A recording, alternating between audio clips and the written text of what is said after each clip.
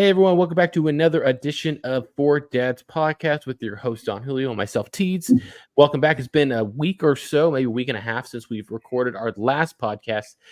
We weren't really sure if we really wanted to do this one before the Olympics, talk about the upcoming Olympics, or after the Olympics and wait until the winner was announced. We got to watch the whole 4 rounds. I honestly thought it was 3 rounds, but it was honestly really cool. It kind of sucked in the first few days because I wasn't able to watch it because I think it started on the West Coast time at like midnight.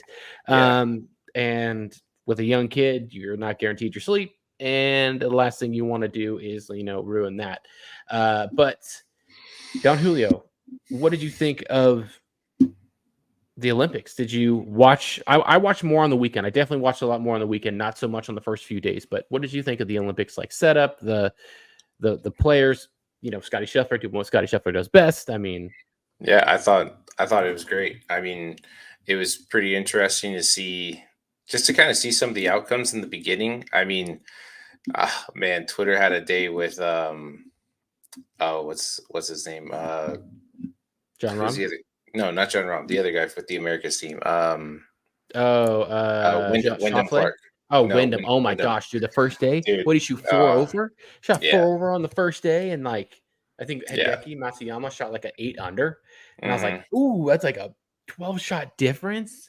Yeah. And the Bryson memes came up, like, yeah, exactly. The first one I see on X was like Wyndham Clark doing exactly what we expected Wyndham Clark to do, and it was like, oh man. But but I mean, he kind of grinded back a little he bit. did, he did, he Yeah, did. you know. But I just thought it was great overall. I mean, dude, like Hideki played great. Tommy Fleetwood, he played really really good. In my opinion, I felt like he just was a little bit smoother. It looked like he was actually full swinging compared to just like his little hold off that His he little typically saw does. off. Yeah, yeah, Yeah, yeah. and I was like, oh, that actually looks good for him, you know. Hmm. But dude, Scheffler on the last day was just Dude, that was lights insane. out. It was 9 under. 9 under for a 62 to tie that course record. And and then shortly after that, I see it's like it. I mean, John Rahm's performance is going down as the biggest choke That was in insane. golf history. What was it? A double bogey, like a 7, or was that a triple bogey? It was 7. Do you I remember? think he got a triple.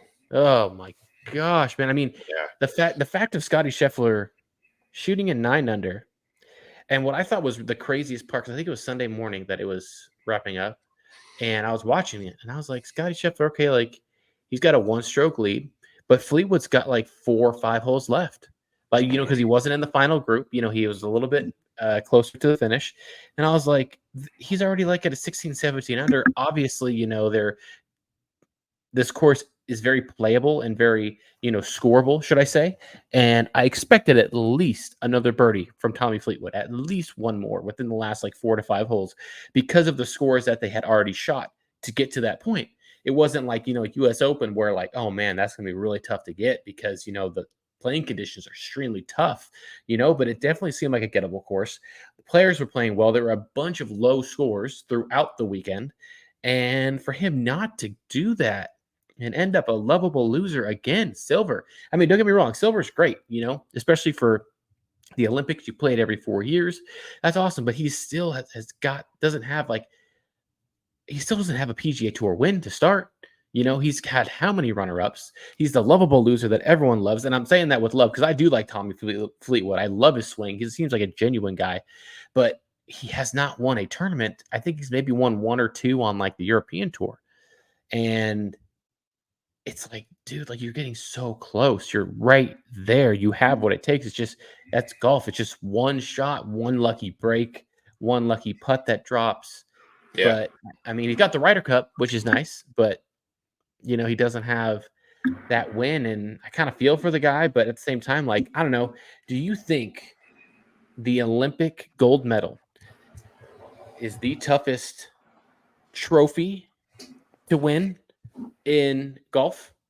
And why I say that is because it's I, only done every 4 years. Every 4 years, you have to be at the top of your game in order to be eligible. I think it's the toughest. I think it's the toughest award to get in any sport. Honestly, it's playing even just playing Team USA as like juniors, Mm-hmm.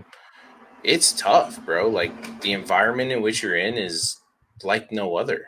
I Mm-hmm. mean, you can say sure it's similar to playing on the PGA where everyone's watching, you're doing your events for a major, but it's like this solely is like when I and again I'm only speaking just from my junior experience of playing on Team USA, but wearing USA across your chest with your last name on it is huge. Mm-hmm. It really I'm is. And sure. and Yeah. that's I think that is the when you see it come up and you're wearing it and you look in the mirror, you're like, it's not just me, right? Like I'm playing for my country and playing Mm-hmm. for the name on my back and on my chest. Like I'm representing my entire country, right? Yeah. Yeah. And I think that alone messes with a lot of competitors more than what's spoken about Mm-hmm. because Oh, heck yeah. I mean, dude, you look at the pressure, like even Rory, right, was like, oh, I want to medal again. Oh, I want to do this. I want to do that, right? I mean, Tommy Fleetwood, everybody was saying they want a medal, Mm-hmm. right? Scotty was like, I just want to have fun. I just want Yeah. to have fun, right? And he did that And last round, man. Oh yeah, my and goodness. he did. I think he just had fun the entire time. Like just following him on Instagram and seeing some of his stuff around like what he was doing, like really taking it all in, being in France, like or Paris, and just Yeah, same thing. walking around. Yeah, Yeah. I mean, he just was really in the moment. Um, I mean, golf obviously there's 4 rounds, so you can have a lot of stuff that kind of goes on, but I just think in general, you know, racing, swimming, paddling, riding your bike, swinging the golf club, shooting a basketball for your country is Mm-hmm. it's like no other, Oh and yeah. Oh yeah. there's a little bit of like machismo that kind of goes with it. It's a silent war of all the countries internally between the athletes to show who's the most dominant. Mm-hmm. Yeah, no, I agree. And I just thinking like in terms of the fact that you have to make the cut by playing well in that year, or like that year and a half leading up to it, to be eligible to play in the Olympics. And it's only every 4 years. So not only do you have to play well the years before that, but you have to play extremely well, especially if you don't play for Team USA. Because Team USA, I think it's like if you're in the top 15 and you have more than one person in the top 15 world golf rankings or whatever it is, you can get up to 4 players. And that's why we had, Morikawa, Wyndham Clark, Xander Schauffele, and Scottie Scheffler. But if you're not, and you just got Ireland, like Roy McIlroy, well, you got one shot. You got uh, Tom Kim, South Korea, one shot. John Rahm, one person that's representing Spain. You got all these people like even Tommy Fleetwood. He might have been like one of two that was representing Great Britain, and it's to me, I feel like it's just one of the probably the hardest thing to win because it's not something you play yearly. That you have a chance to yearly. Um, because again, you can get COVID that weekend. You could get sick. You could be off. Your swing could, for whatever reason, just be off that weekend. And you have one 4 day span over what 1,200 days that you have to have your A game because you saw this leaderboard and it was stacked with a lot of like low scores. Um, but I mean, that's just my take on it because it's so rare, And I was talking with someone a few days ago, and they're like, "Man, I remember back in like the '80s or something when the USA, they boycotted, one of the Summer Olympics." And it's like, it's the politicians that are boycotting it. Like, if the USA team had a chance to go, they would go. They're worked their whole lives for this one opportunity because you don't know how good you're going to be in 4 years. You don't know if there's going to be an injury that's going to derail your career. You don't know if there's going to be someone better than you that's going to sneak up and take away your opportunity. It's so hard to win in the Olympics in general, like you were saying, just in general, especially. But then, like you see people like Simone Biles, Michael Phelps that do it for 2 to 3 or 4, Olympics. And at some point, you kind of get annoyed because it's like kind of bored that like they're always winning. It's kind of boring. I want someone else, but like we don't really recognize how great and how incredible that like accomplishment is because the younger generation is always coming. They're always better than the current generation. They have a lot more information to help with their bodies, nutrition, strength conditioning, and all these other things that the previous generations kind of figured out for them and found out for them, and they just basically are taking that as to their advantage. So I don't know. I mean, I really enjoyed watching the U.S. I mean, not the U.S. Open, the Olympics, but I know you want to talk about Tom Kim, and you are muted. Sorry, my That's all bad. good. I was gonna say, no, I 1000% agree. I mean, dude, this year's Olympics has been extremely entertaining. I mean, dude, like in swimming, Ledecky, she just became like the most winningest female swimmer in Olympics history, something like that. I think, right? I didn't see that one. I think it was gold that she won, but apparently she was like the only one like on the camera, and like you hmm couldn't even see like She the other won. people. She won by like 25 seconds. Dude, one, that's insane. Two, someone put up a clip from 100 years ago, and they literally had, like that. You know how like that line where it shows like the world record, and they're like chasing that line to like show you like what the pace is at if they were to hmm keep it to like break it. They did that same thing for like the swim record, like in 19 whatever 100 years ago was, what, 1924 or whatever, or 80 Yeah. years ago or something like that. And dude, hmm it was like a 35-40 second like gap, and you're just like, oh my gosh, like it's insane how in that amount of time how much better humans got, you know at just swimming, let alone every other sport that they're competing in, how difficult it is.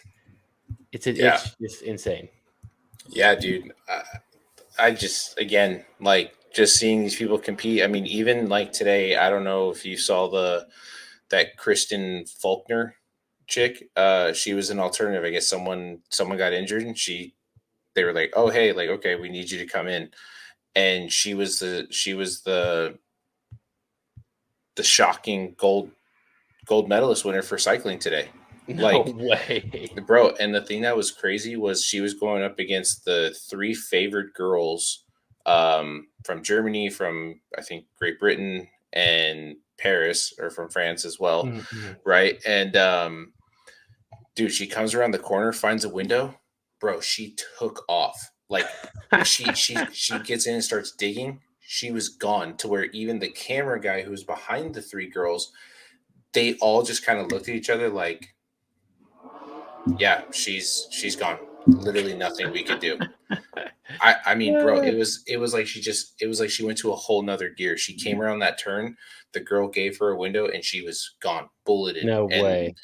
wins gold. It was insane. Like, again, it's just stuff like that is just crazy. I mean, Hmm. even with some of the drama that's been going on, right? Like, the girl from Jamaica, and Richardson, right? And how they were locked out of the arena because they didn't show up in a bus, and the security wouldn't let them through, so they couldn't warm up. So then they go and do that. What? So they go and do that final like 100-meter race. Um, they go and do that final 100-meter race, like not fully warmed up, and they both took silver and bronze, and the girl from Saint Lucia wins gold, Jeez. who was like Look a at that. like from what the reporter said, was like a nobody pretty much. Dang. Yeah, so I mean, That's again, crazy. there's a lot of drama. I mean, even around that Lyle Norris guy who won the 100-meter sprint yesterday. Like, you can people are saying that because he like stuck his head out and then stuck his tongue out, he's across, like his head is across the line, or his tongue is across the line. So everyone's comparing it to like a Lightning McQueen finish for the Piston Cup, like in the Disney movie. It's Yep, crazy, yep. dude. It was so close.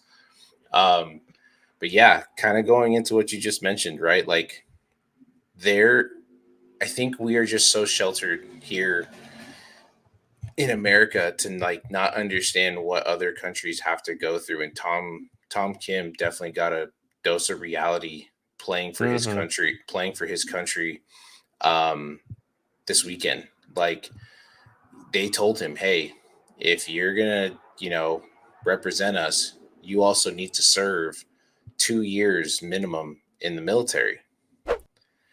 And I guess his agent like went to bat for him and basically was like, no, he can't do that. You need to delay it. And they delayed it to like 2035.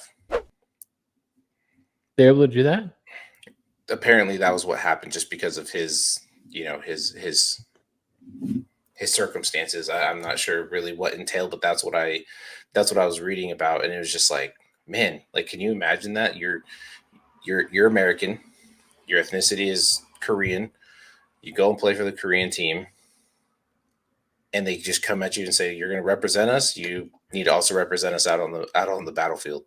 Well, no, he's from Korea. He's from there. He grew Oh, up I thought there. he was. Oh, I thought No, he was American. he grew up there, and he like turned pro at like 16 or 17. He might be pro. He might have Oh, like a dual citizenship now. I'm not exactly sure, but I know like he's been speaking English for a long time. oh, So okay, like yeah. he lived from South Korea, grew up there, and I remember the same thing happened maybe like a decade ago with, oh, I'm blanking on his name, Sinsu Chu. He played for the Indians, and then he got like a huge contract for the I think for the Texas Rangers at one point. But like That's a he name I had this haven't heard in a long time. big name drop. I know. I remember Yeah. But anyway, he was South Korean as well, and I remember there was something in the same instance where like I think if they medaled in like the World Baseball Classic or something like that at the time, I don't know if it was medal or won it or whatever, then his military service would get, you know, whatever you call it, like not suspended, but like he wouldn't have to worry about it. Like they wouldn't, as long as like you said, you're playing for the country. If you represent and you make us proud, then we will take care of your, military service that is required for all males at who live in South Korea. And I think they actually did it, and so he didn't have to worry about doing his service, which is awesome. But that's something that, like you said, the U.S. and a lot of other countries don't do. They aren't required. I know there are some countries throughout the world that they do that, but that's another, you know, massive stress, massive pressure that gets added on to not just representing your country and not trying to embarrass yourself, and trying to do the best that you can, make your people proud. But hey, if you do this, there's a huge incentive here. Like, and I don't know about you, but I don't think Tom Kim's trying to be a captain in the military anytime soon. He'd rather just golf it up. So that's brutal. That's tough. I mean, it's nice to be able to push it back, but still, like, I would hate to live in a country like that. Muted. Sorry, It's all I'm good. trying to be I know. respectful because I know the I know. car's always going I by. But got you. I got you. I mean, dude, it's the reality of it, right? Like, one story that my dad always talks about is after, my grandmother had sent him to the United States when he was like 8, 9 years old, right? He's here going to school, trying to get himself an opportunity. And it was like right when he turned 18, he went back home, and the Civil War was going on in El Salvador, right? And everyone's asking like, oh, like, how come you're not fighting or doing whatever, right? And it's just, as a man, it's just one of those things that you're just kind of bred it into. Like, you have to, right? I Yeah. mean, obviously making that statement, it's, I want to open it up to a bigger conversation, but we're not gonna go down that trail or down that road. But I mean, again, it is what it is, right? And that's where, like, for us, the fact of what we think is our freedoms, someone had to pave the road for those freedoms. And going back to the Olympics, that's what you're fighting for, right? The land Yep. of the proud, of the proud and the great. You know, um, it's it's a big responsibility. So, Yeah. you know, um, yeah, just crazy, to see that is Tom Kim's reality, right? Yeah. Yeah, Wild. But yeah, moving on to some personal stuff. How was your club championship? Is that what it's called? Club yeah, championship? yeah. My club championship qualifier. How was that? What how did it go? Like, was it, straight up? How did it Yeah, work? And all that. it was stroke play, straight Okay. up. I played in the champions flight, so we played from the tips. First day, had a really good round. Shot 73, just a lot of pars. A lot of pars. I had a Not a couple boring of golf. Yeah, well, I had the front nine kind of ate me up. I had two double bogeys on lost balls with my 3-wood, which was just unfortunate.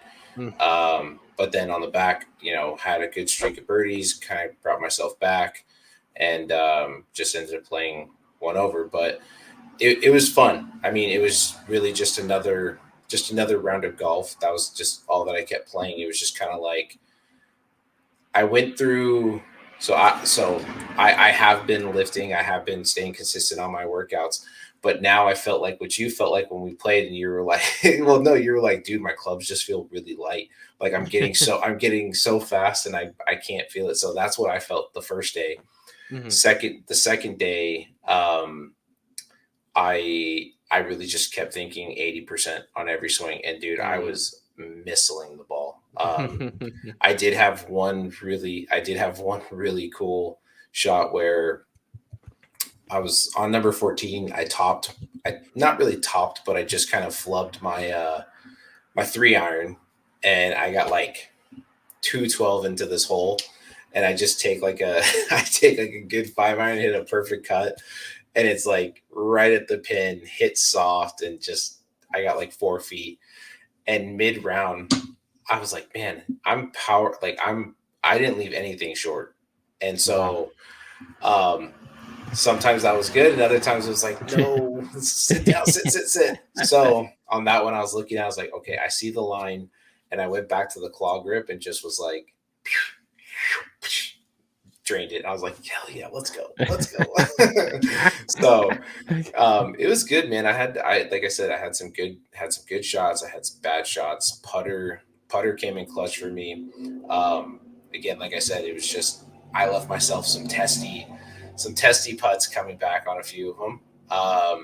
But other than that, I'll be honest, it was kind of a disappointing turnout. I was hoping that there's going to be a lot more people, because I know our men's club is pretty big, and it just seemed like the weekend and the times just didn't align. So a lot of people just ended up not coming through, but it was a good time, man. I'm stoked. I play this next Saturday for my final match with the club stud.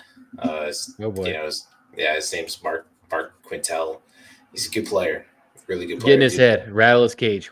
Get in that head, man. Dude, he's the guy who rattles everyone else's cage, because he's silent and he doesn't miss. He just doesn't miss. Like he's really good. He does like this. So you know how they do like the Brian Harmon waggle count? Yeah. Okay, so he does like a tapping thing. So like between the club, it's like, okay, if he's doing 3, he's on, right? We know that if he does 3 times, he's on. You can tell it's more than. Oh yeah, like, but if he does like 5, 6, I think 6 is like the max that he'll do. Then you're like, he's thinking about some things, but then he hits the shot, and it's like, oh my god, like it's so good. It's so good. What are you gonna do, man? It's so good. Man, well, that's awesome. Is it a one-day thing on Saturday? No, it was Saturday and Sunday. No. This next one, the next one you're playing. Is that one day? Let me see. So I have it pulled up just because it popped up. So the gross flight is it's all 4 of us. Whoever comes out lowest in that round. Yeah, so it's going to be Mark, myself, Joe, and Ron Hansen. Which Ron is another solid player. Joe is a great player too. But whoever comes out with the lowest score there wins. So, dude, you know what I just thought of that you should do? No, I'm not. I can't. You gotta bring the GoPro. That's gonna get in everyone's head. You know that's gonna irritate them, dude. What I'll have to do if I do that, because I tried it on Saturday. I literally got like the first couple holes, and everyone's like, "Bro, the camera turning on, turning off, like it's annoying, right?" And I was like, "Okay." Like I tried. I really did. Get one of these. Well, no. So what I was thinking is, I could either wear like the head strap. You would not. Or I could wear the chest strap.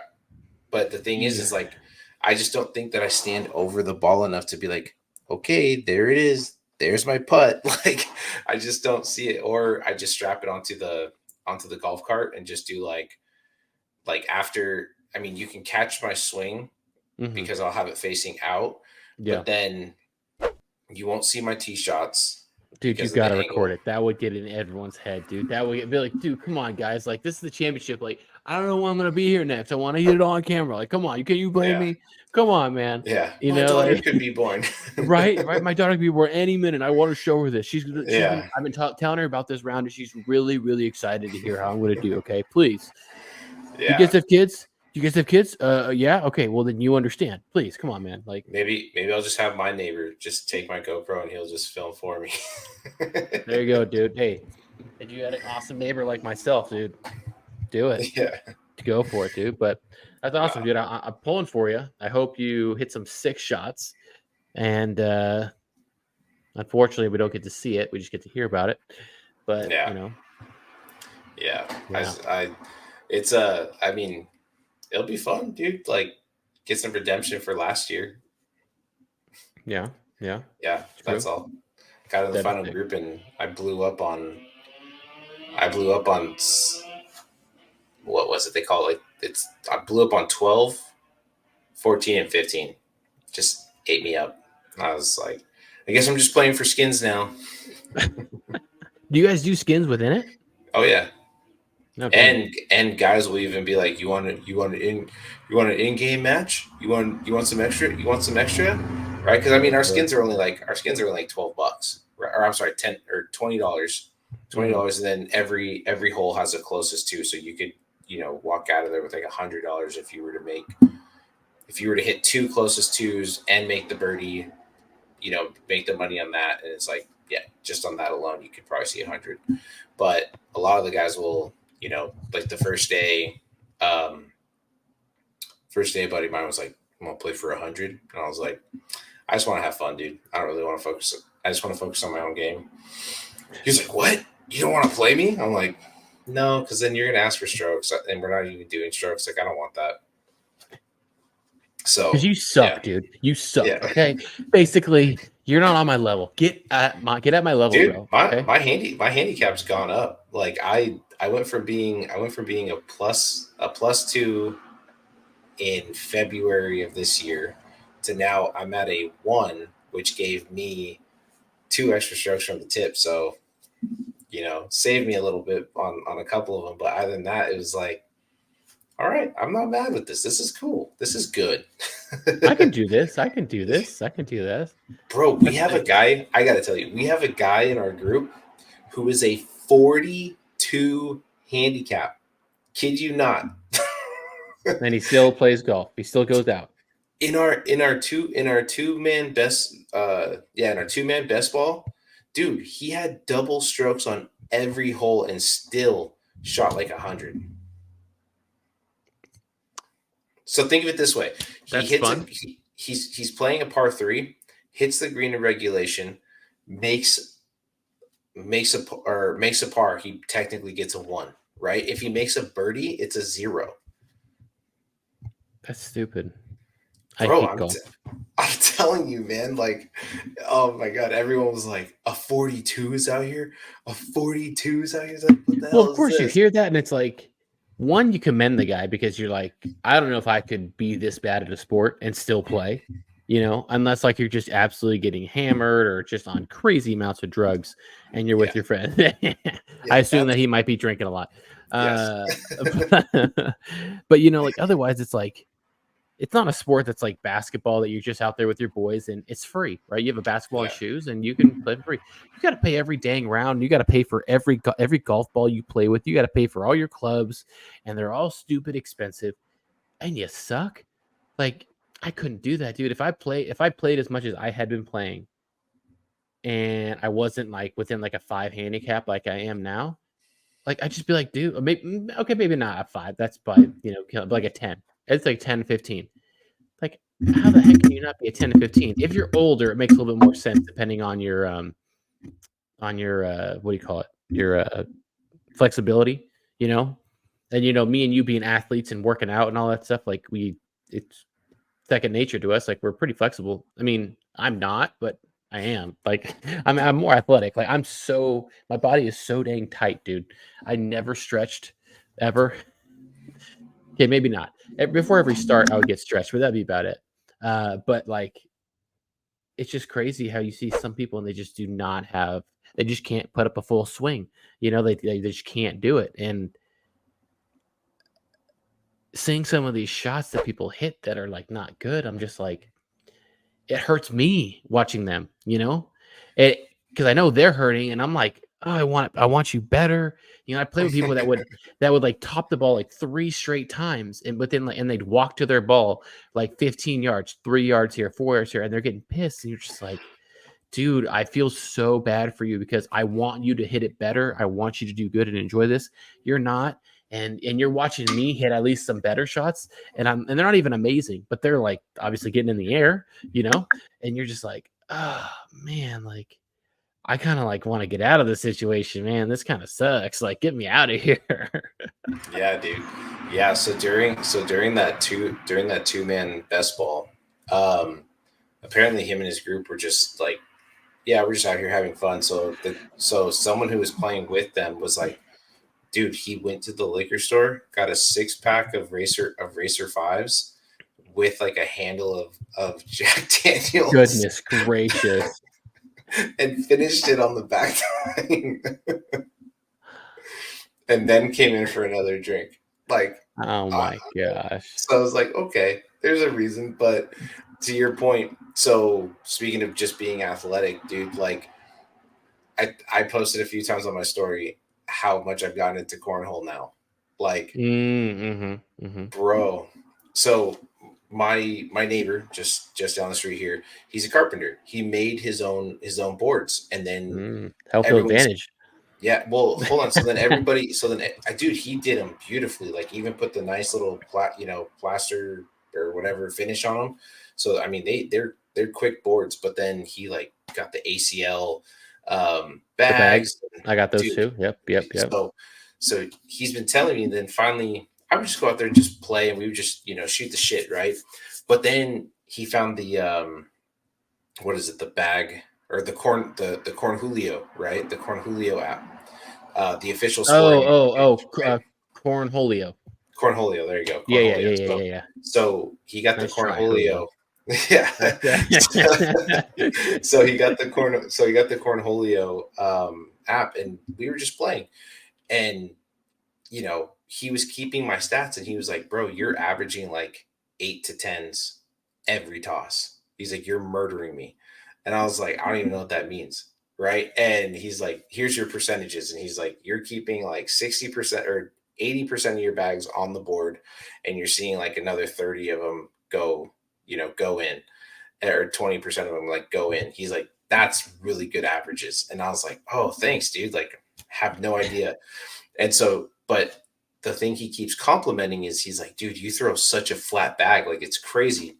And what I do is I just like literally rest it on like these 3 fingers, and I just press my thumb down and just and it just slides, or it just goes in. And then I started doing like a heavy toss just because I saw one of the other guys do it, where you just kind of keep the bag up, and I just toss it to where it just kind of floats in the air and then just sits. And we finally went over here to one of the tournaments. Molly walked everyone. He and I had like we went like 20-0, dude. It was crazy. Then there's a spot down the street over here, something called like the Jaded Toad. And we were playing, and it's wearing my Fore dad's hat and everything. And dude, it like we won $95 in like a 30. It was like a 30 man single elimination game, or 30 team single elimination. Nice. Dude, it was so much fun. He was like, dude, and like everyone's like, how long have you been playing? I was like, Ron, when'd you make those boards? And he's like, 2 months ago. He's like, quit bragging about it. I'm like, I'm not telling you, but they're just asking me. Dude, that's sick. You got to play some of the guys out here, dude. It's insane. Like back in 2020, 2019, no, 2018, I got my board, and I got into it like crazy. Learned how to throw, and like every family event, at my wife's family events, like we would bring the boards, and we would just whoever I was playing with. I mean, obviously it's family, but like there was just no chance. And then at our community out here, every month or so they have like a cornhole tournament, and The first one that I did with my my wife's cousin's husband, and we usually play together in the family events. And we were just killing everybody. Brought my own bags. I got like slippery on one side, slow on the other side. Depends which way you angle it, you know. And we first like 4 or 5 games, dude, we were just murdering people. And it was like I was kind of like, okay, like don't get my hopes up. Okay, like I see some of the guys that we could be playing, and these look like guys that just like literally just grab a few beers and just toss bags for hours. And sure enough, we get up and we were like in the semifinals. And I'm like neck and neck with this guy that I'm playing with, and he's like 55 years old, but beer in one hand, and you could just tell, like, absolute beer belly to the T. That's all he does. That's all he does. And I'm toe and toe with him, and all of a sudden he just goes like 12 straight bags in, and I was keeping up, but next thing you know, we just got smashed. Play the next game, another set of dads that are in their 40s, 50s. No joke, dude. All they do is play cornhole. Even like I've seen him in other events, and their wives are like, all he does is drink and play cornhole. That's all he does. And it was just like running into a buzzsaw. It was like, what the heck? Compared to everyone else that we were playing, now we're playing these guys, and what the heck? There was like not even a chance. And it was like, and again, I hadn't been playing for probably, I don't play that often anymore. I mean, I love it, but like, I don't play because we have dirt in our backyard, and I don't want to get my bags dirty if you miss, right? And even if you make it, it's going to hit the dirt anyway. So it's hard down. Then I have to too much work. Exactly. It's a great game. I love it. I love it because everyone can do it. You know, it's fun for everybody. If you could throw a bag, you can play. You know, it's not. Yeah. That's the best part of it. Yeah. No. And it's funny because it's like, as you're telling me, like the wives are like, yeah, all he does is just play cornhole and drink, and I'm thinking, your wife and my wife complain because we're gone for about 4 hours on a good day, 6.5 hours, 5.5 hours on a really bad day. Yeah. But it's like, dude, I left the house when I posted that picture of me playing at night. We left the house at like 7:00, didn't come back until 1. What? We just kept playing, and then it was like same thing at the Jaded Toad. The Jaded Toad will literally, they have like a fun play for everyone to come play at the restaurant, but then the restaurant shuts down. The bar stays open until 1 a.m. and everyone is still playing. Everyone is still playing, just going back and forth, getting drinks, watching sports, sitting by the fire pits, playing. And it's like, I'm like thinking to myself, like, oh my God, I just found another like super long time consuming hobby, and it's not going to go over well. You just gotta watch the reruns on ESPN, dude. The people are insane. Have you ever seen it on ESPN? I haven't, no. Dude, I don't think they show too much of it anymore because it kind of like trailed off after COVID, like the interest of it. But like, dude, these people were nuts. Like, you think you're good, you think you've seen some good players, but you watch these guys and like they do what they want to do. It's not like a 50% chance of you doing what you want to do or 60%. It's like 95% of where they want to aim it. They're sliding up a certain way, bouncing it off a bag on purpose, dripping 2 bags in. You're just like, yeah, they meant to do that. And it's not just, oh, well, look what happened. Oh, that's awesome. Good job, dude. That's so cool. It's like, I meant to do that. Like, and you're just like, crazy. Dude, it's crazy. But getting a little off track, but again, who cares? This is our podcast. We can talk about what we want to talk. But I think it's a good spot to wrap up for this podcast. I mean, the Olympics are awesome, except for the opening ceremonies. I don't even want to get into those. Those are just a disgrace. Did you see the U.S. soccer team's jersey? No, I don't even want to hear about it. But all right, go ahead. No, I'm not going to say anything because we'll talk about it after camera. Yeah, I know it's going to be controversial. All right, well, then we'll wrap it up then. Next week, they're actually playing, I think, in Greensboro for I forget what the championship's called. I just looked it up too. Gosh dang it. The Wyndham Championship. That's what it is. The Wyndham Championship next weekend at Seg Field Country Club in Greensboro, North Carolina. And then I think they're going to be working their way towards the FedEx Cup playoffs after that. So looking forward to seeing that. Some good golf. And hopefully you guys enjoyed this episode. Please leave a like if you have made it this far. Also, check out our links if you're looking for any dope polos. We got some discount codes for Sunday Swagger. Got some very comfy polos, very decently priced in my opinion for the kind of polos that you're going to get. Primo Golf Apparel, they make polos as well, but they're known for their pants and joggers. But check out our links. We got discount codes for you guys to take advantage of. But in the meantime, don't forget to stay fly and go low, and hopefully we'll see you guys next week.